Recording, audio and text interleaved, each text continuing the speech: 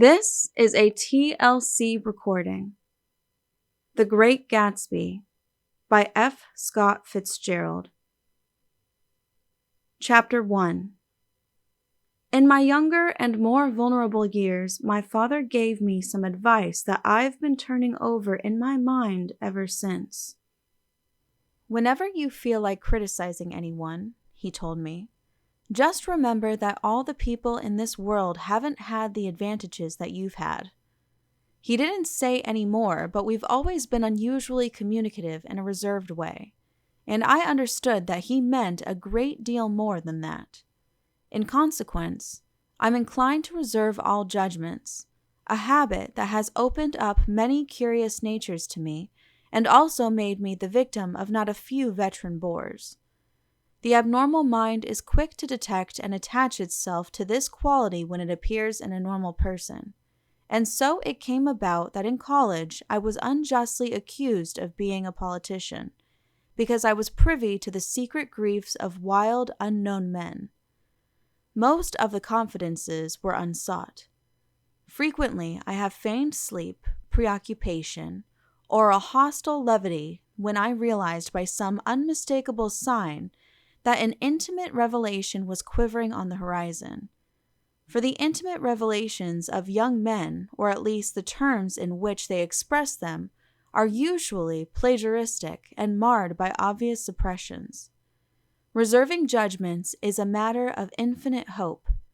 I am still a little afraid of missing something if I forget that, as my father snobbishly suggested, and I snobbishly repeat, a sense of the fundamental decencies is parceled out unequally at birth. And after boasting this way of my tolerance, I come to the admission that it has a limit. Conduct may be founded on the hard rock or the wet marshes, but after a certain point, I don't care what it's founded on. When I came back from the East last autumn, I felt that I wanted the world to be in uniform and at a sort of moral attention forever. I wanted no more riotous excursions with privileged glimpses into the human heart. Only Gatsby, the man who gives his name to this book, was exempt from my reaction. Gatsby, who represented everything for which I have an unaffected scorn. If personality is an unbroken series of successful gestures, then there was something gorgeous about him, some heightened sensitivity to the promises of life, as if he were related to one of those intricate machines that register earthquakes 10,000 miles away. This responsiveness had nothing to do with that flabby impressionability which is dignified under the name of the creative temperament. It was an extraordinary gift for hope, a romantic readiness such as I have never found in any other person, and which it is not likely I shall ever find again. No, Gatsby turned out all right at the end. It is what preyed on Gatsby, what foul dust floated in the wake of his dreams that temporarily closed out my interest in the abortive sorrows and short-winded elations of men. My family have been prominent, well-to-do people in this Middle Western city for 3 generations. The Carraways are something of a clan, and we have a tradition that we're descended from the Dukes of Buccleuch. But the actual founder of my line was my grandfather's brother, who came here in '51, sent a substitute to the Civil War, and started the wholesale hardware business that my father carries on today. I never saw this great uncle, but I'm supposed to look like him, with special reference to the rather hard-boiled painting that hangs in Father's office. I graduated from New Haven in 1915, just a quarter of a century after my father, and a little later I participated in that delayed Teutonic migration known as the Great War. I enjoyed the counter-raid so thoroughly that I came back restless. Instead of being the warm center of the world, the Middle West now seemed like the ragged edge of the universe. So I decided to go east and learn the bond business. Everybody I knew was in the bond business, so I supposed it could support one more single man. All my aunts and uncles talked it over as if they were choosing a prep school for me, and finally said, "Why, yes," with very grave, hesitant faces. Father agreed to finance me for a year, and after various delays, I came east, permanently, I thought, in the spring of 22. The practical thing was to find rooms in the city, but it was a warm season, and I had just left a country of wide lawns and friendly trees. So when a young man at the office suggested that we take a house together in a commuting town, it sounded like a great idea. He found the house, a weather-beaten cardboard bungalow at $80 a month, but at the last minute the firm ordered him to Washington, and I went out to the country alone. I had a dog, at least I had him for a few days until he ran away, and an old Dodge and a Finnish woman who made my bed and cooked breakfast and muttered Finnish wisdom to herself over the electric stove. It was lonely for a day or so until one morning some man, more recently arrived than I, stopped me on the road. "How do you get to West Egg Village?" he asked helplessly. I told him, and as I walked on, I was lonely no longer. I was a guide, a pathfinder, an original settler. He had casually conferred on me the freedom of the neighborhood. And so, with the sunshine and the great bursts of leaves growing on the trees, just as things grow in fast movies, I had that familiar conviction that life was beginning over again with the summer. There was so much to read for one thing, and so much fine health to be pulled down out of the young, breath-giving air. I bought a dozen volumes on banking and credit and investment securities, and they stood on my shelf in red and gold like new money from the mint, promising to unfold the shining secrets that only Midas and Morgan and Maecenas knew. And I had the high intention of reading many other books besides. I was rather literary in college. One year I wrote a series of very solemn and obvious editorials for the Yale News. And now I was going to bring back all such things into my life and become again that most limited of all specialists, the well-rounded man. This isn't just an epigram. Life is much more successfully looked at from a single window, after all. It was a matter of chance that I should have rented a house in one of the strangest communities in North America. It was on that slender, riotous island which extends itself due east of New York, and where there are, among other natural curiosities, 2 unusual formations of land. 20 miles from the city, a pair of enormous eggs, identical in contour and separated only by a courtesy bay, jut out into the most domesticated body of salt water in the Western Hemisphere, the great wet barnyard of Long Island Sound. They are not perfect ovals. Like the egg in the Columbus story, they are both crushed flat at the contact end. But their physical resemblance must be a source of perpetual confusion to the gulls that fly overhead. To the wingless, a more arresting phenomenon is their dissimilarity in every particular except shape and size. I lived at West Egg, the less fashionable of the two, though this is a most superficial tag to express the bizarre and not a little sinister contrast between them. My house was at the very tip of the egg, only 50 yards from the Sound, and squeezed between 2 huge places that rented for $12,000 or $15,000 a season. The one on my right was a colossal affair by any standard.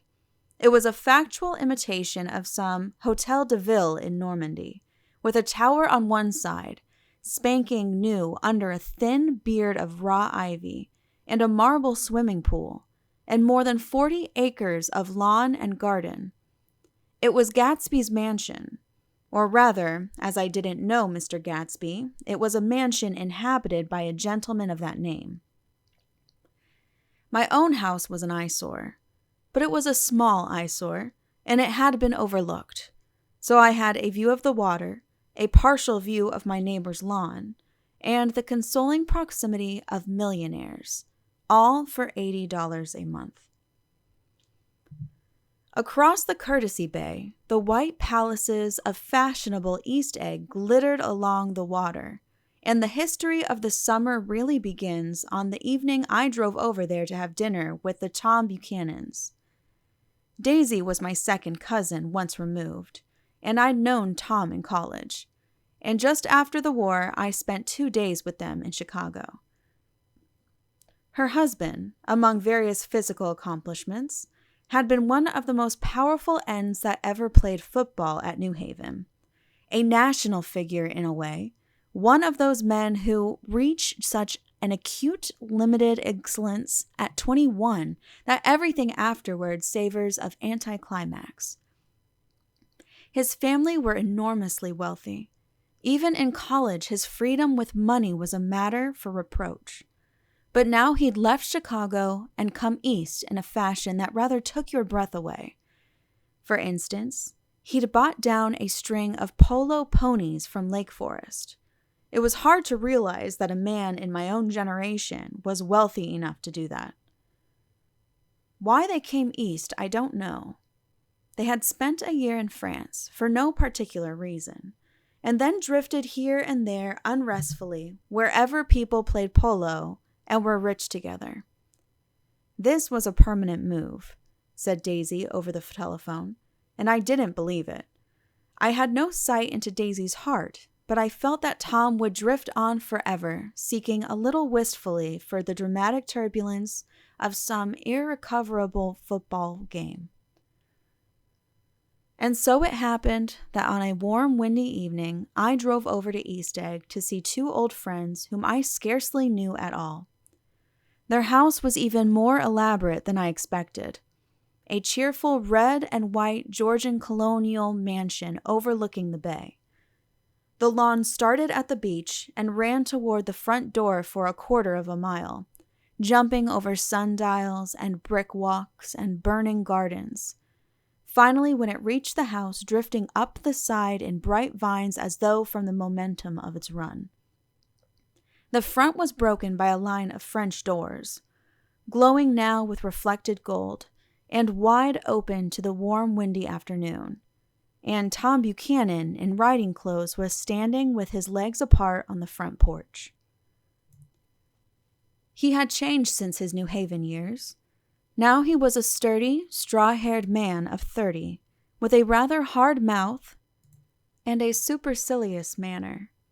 2 shining, arrogant eyes had established dominance over his face and gave him the appearance of always leaning aggressively forward. Not even the effeminate swank of his riding clothes could hide the enormous power of that body. He seemed to fill those glistening boots until he strained the top lacing, and you could see a great pack of muscle shifting when his shoulder moved under his thin coat. It was a body capable of enormous leverage, a cruel body. His speaking voice, a gruff, husky tenor, added to the impression of fractiousness he conveyed. There was a touch of paternal contempt in it, even toward people he liked, and there were men at New Haven who had hated his guts. Now don't think my opinion on these matters is final, he seemed to say, just because I'm stronger and more of a man than you are. We were in the same senior society, and while we were never intimate, I always had the impression that he approved of me and wanted me to like him with some harsh, defiant wistfulness of his own. We talked for a few minutes on the sunny porch. "I've got a nice place here," he said, his eyes flashing about restlessly.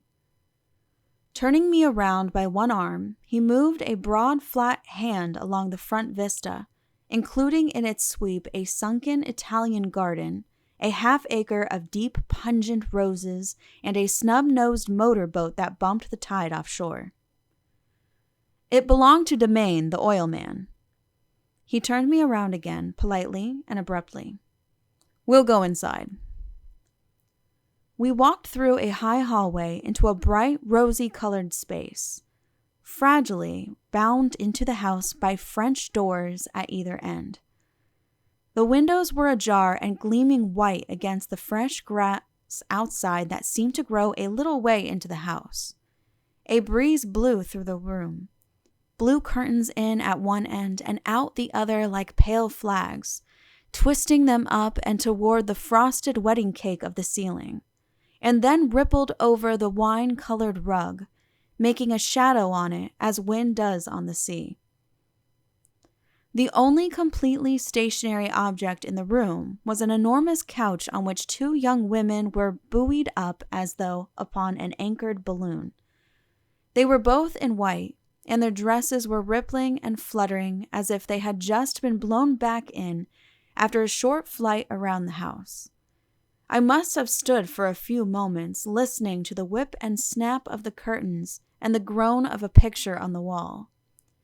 Then there was a boom as Tom Buchanan shut the rear windows, and the caught wind died out about the room, and the curtains and the rugs and the two young women ballooned slowly to the floor. The younger of the two was a stranger to me. She was extended full length at her end of the divan, completely motionless and with her chin raised a little as if she were balancing something on it, which was quite likely to fall. If she saw me out of the corner of her eyes, she gave no hint of it. Indeed, I was almost surprised into murmuring an apology for having disturbed her by coming in.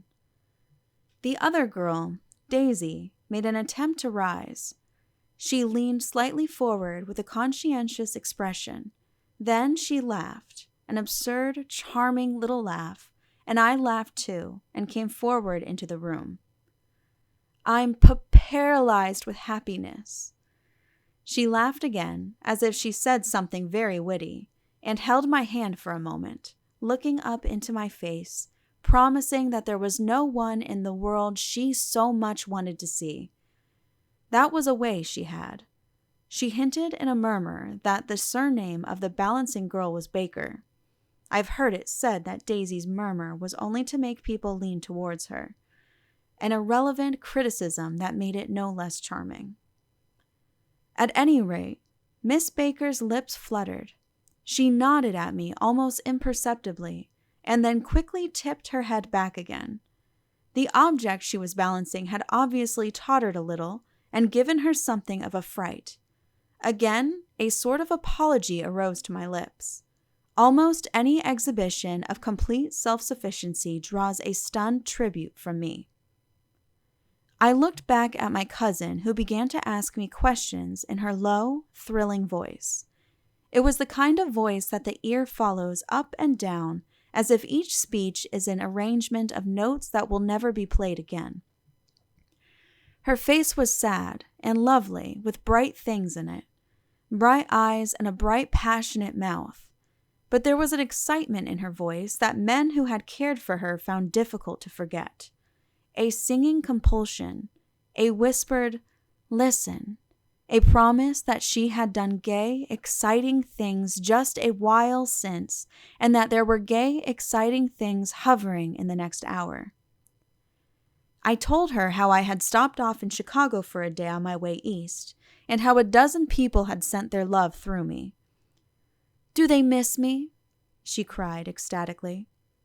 "The whole town is desolate. All the cars have left rear wheel painted black as a mourning wreath, and there's a persistent wail all night along the North Shore."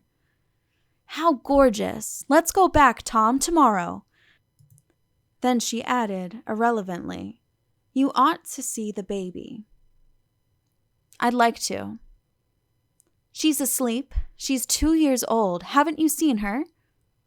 "Never." "Well, you ought to see her. She's—" Tom Buchanan, who had been hovering restlessly about the room, stopped and rested his hand on my shoulder. "What you doing, Nick?" "I'm a bondman." "Who with?" I told him. "Never heard of them. he remarked decisively. This annoyed me. You will, I answered shortly. You will if you stay in the East.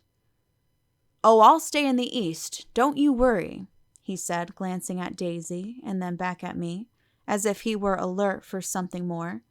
I'd be a goddamned fool to live anywhere else. At this point, Miss Baker said, absolutely, with such suddenness that I started. It was the first word she uttered since I came into the room. Evidently, it surprised her as much as it did me, for she yawned and with a series of rapid, deft movements, stood up into the room. I'm stiff, she complained. I've been lying on that sofa for as long as I can remember. Don't look at me, Daisy retorted. I've been trying to get you to New York all afternoon. No thanks, said Miss Baker to the 4 cocktails just in from the pantry. I'm absolutely in training. Her host looked at her incredulously. You are. He took down his drink as if it were a drop in the bottom of a glass. How you ever get anything done is beyond me. I looked at Miss Baker, wondering what it was she got done.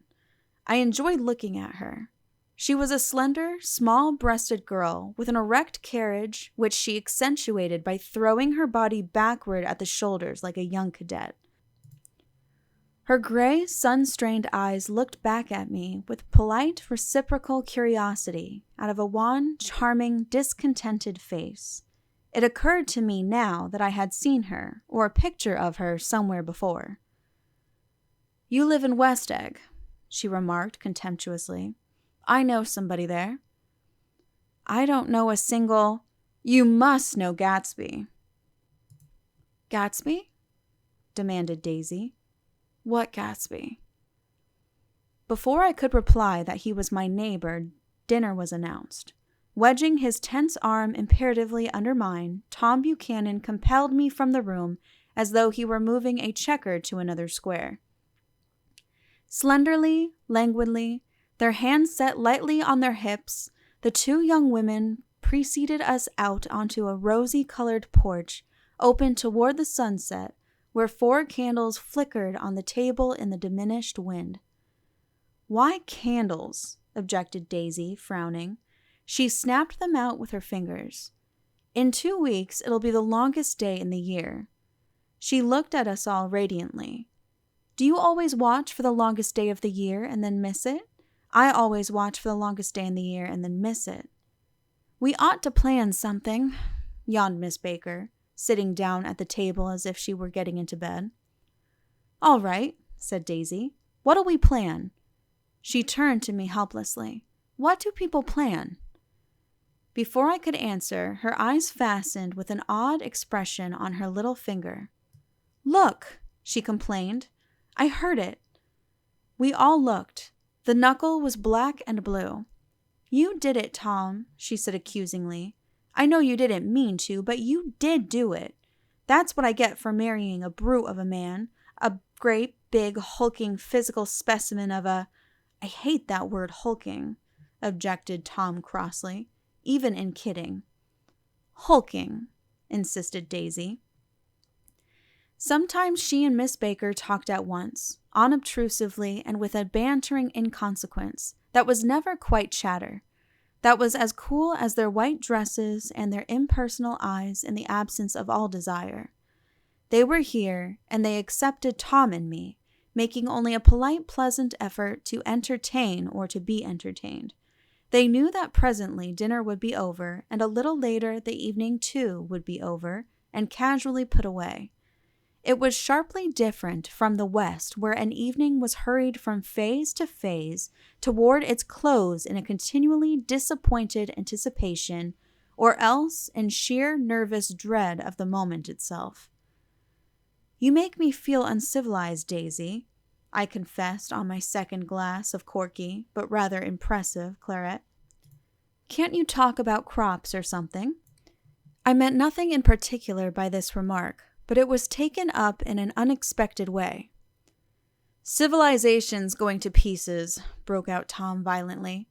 I've gotten to be a terrible pessimist about things. Have you read The Rise of the Colored Empires by this man Goddard? Why, no, I answered, rather surprised by his tone. Well, it's a fine book and everybody ought to read it.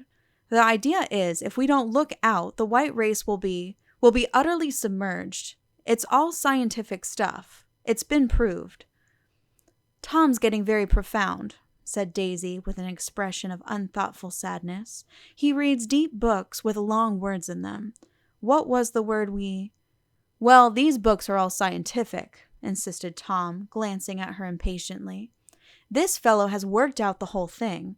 It's up to us who are the dominant race to watch out, or these other races will have control of things.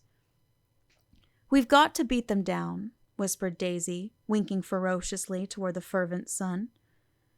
You ought to live in California, began Miss Baker, but Tom interrupted her by shifting heavily in his chair. This idea is that we're Nordics. I am, and you are, and...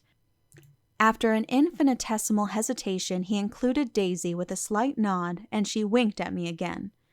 And we've produced all the things that go to make civilization. Oh, science and art and all that. Do you see? There was something pathetic in his concentration, as if his complacency, more acute than of old, was not enough to him any more. When, almost immediately, the telephone rang inside, and the butler left the porch, Daisy seized upon the momentary interruption and leaned towards me. I'll tell you a family secret, she whispered enthusiastically. It's about the butler's nose. Do you want to hear about the butler's nose? That's why I came over tonight. Well, he wasn't always a butler. He used to be the silver polisher for some people in New York that had a silver service for 200 people. He had to polish it from morning till night until finally it began to affect his nose. Things went from bad to worse, suggested Miss Baker. Yes, things went from bad to worse until finally he had to give up his position. For a moment, the last sunshine fell with romantic affection upon her glowing face. Her voice compelled me forward breathlessly as I listened. Then the glow faded, each light deserting her with lingering regret, like children leaving a pleasant street at dusk. The butler came back and murmured something close to Tom's ear, whereupon Tom frowned, pushed back his chair, and without a word went inside. As if his absence quickened something within her, Daisy leaned forward again, her voice glowing and singing. I love to see you at my table, Nick. You remind me of a rose, an absolute rose. Doesn't he? She turned to Miss Baker for confirmation. An absolute rose? This was untrue. I am not even faintly like a rose. She was only extemporizing, but a stirring warmth flowed from her as if her heart was trying to come out to you, concealed in one of those breathless, thrilling words. Then suddenly she threw her napkin on the table and excused herself and went into the house. Miss Baker and I exchanged a short glance consciously devoid of meaning. I was about to speak when she sat up alertly and said, "Shh," in a warning voice.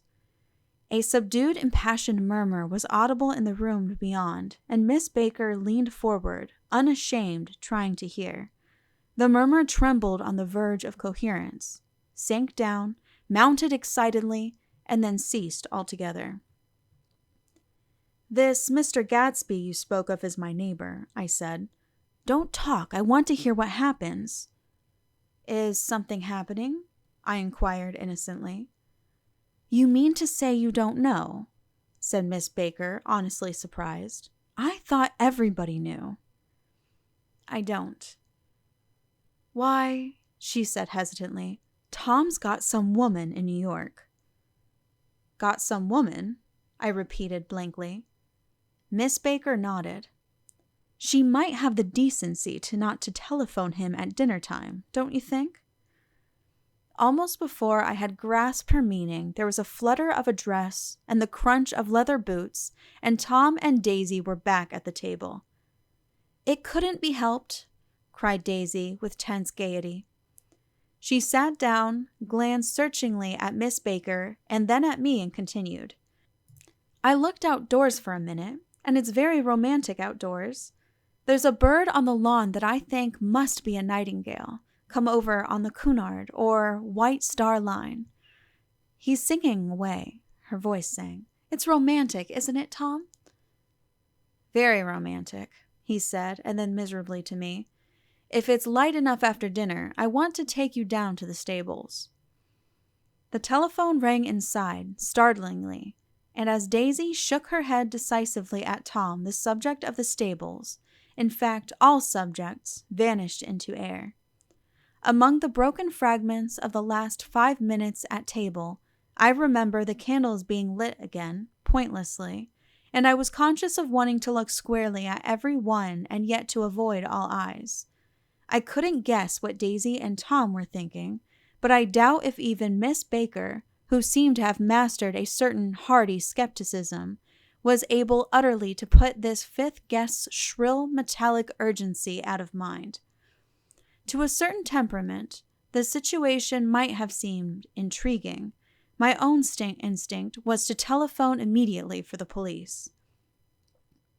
The horses, needless to say, were not mentioned again. Tom and Miss Baker, with several feet of twilight between them, strolled back into the library, as if to a vigil beside a perfectly tangible body. While trying to look pleasantly interested and a little deaf, I followed Daisy around a chain of connecting verandas to the porch in front. In its deep gloom, we sat down side by side on a wicker settee. Daisy took her face in her hands, as if feeling its lovely shape, and her eyes moved gradually out into the velvet dusk. I remember that turbulent emotions possessed her, so I asked what I thought would be some sedative questions about her little girl. "We don't know each other very well, Nick," she said suddenly.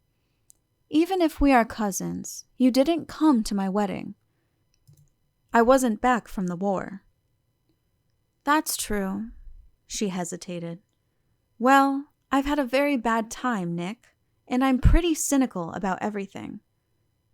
Evidently, she had reason to be. I waited, but she didn't say any more, and after a moment, I returned rather feebly to the subject of her daughter. "I suppose she talks and eats and everything?" "Oh, yes." She looked at me absently.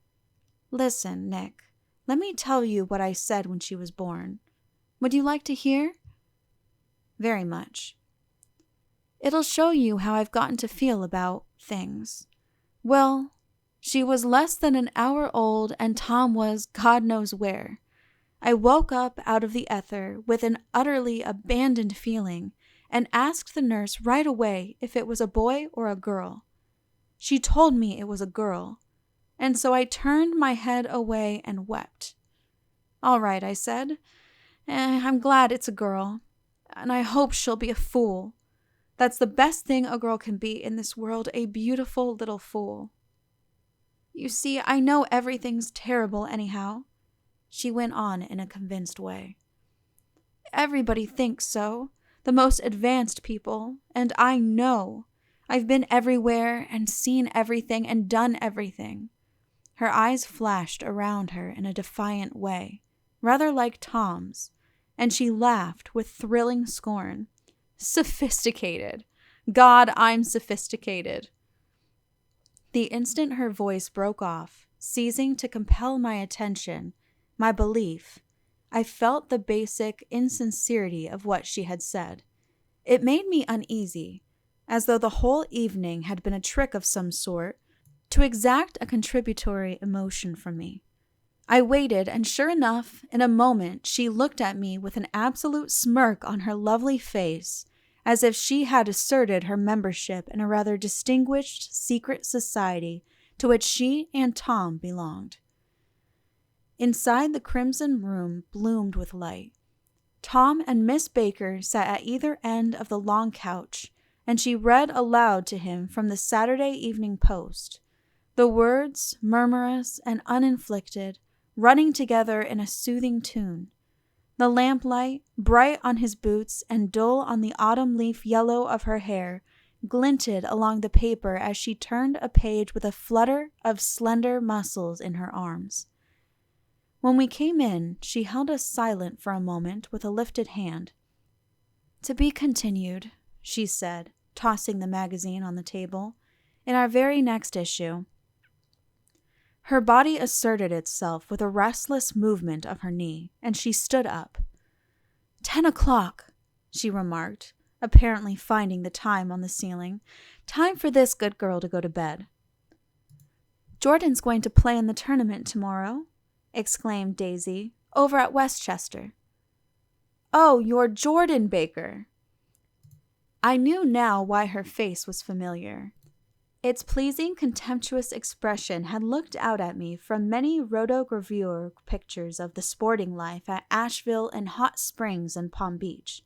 I had heard some story of her too, a critical, unpleasant story, but what it was I had forgotten long ago. "Good night," she said softly. "Wake me at 8, won't you?" "If you'll get up." "I will. Good night, Mr. Carroway. See you anon." "Of course you will," confirmed Daisy. "In fact, I think I'll arrange a marriage. Come over often, Nick, and I'll fling you together. You know, lock you up accidentally in linen closets and push you out to sea in a boat, and all that sort of thing." "Good night," called Miss Baker from the stairs. "I haven't heard a word." "She's a nice girl," said Tom after a moment. "They oughtn't to let her run around the country this way." "Who oughtn't to?" inquired Daisy coldly. "Her family." "Her family is one aunt about 1,000 years old. Besides, Nick's going to look after her. Aren't you, Nick? She's going to spend lots of weekends out here this summer. I think the home influence will be very good for her." Daisy and Tom looked at each other for a moment in silence. "Is she from New York?" I asked quickly. "From Louisville. Our white girlhood was passed together there. Our beautiful, white—" "Did you give Nick a little heart-to-heart talk on the veranda?" demanded Tom suddenly. "Did I?" She looked at me. "I can't seem to remember, but I think we talked about the Nordic race. Yes, I'm sure we did. It sort of crept up on us, and first thing you know—" "Don't believe everything you hear, Nick," he advised me. I said lightly that I had heard nothing at all, and a few minutes later I got up to go home. They came to the door with me and stood side by side in a cheerful square of light. As I started my motor, Daisy peremptorily called, "Wait! I forgot to ask you something, and it's important. We heard you were engaged to a girl out west." "That's right," corroborated Tom kindly. "We heard that you were engaged." "It's libel. I'm too poor." "But we heard it," insisted Daisy, surprising me by opening up again in a flower-like way.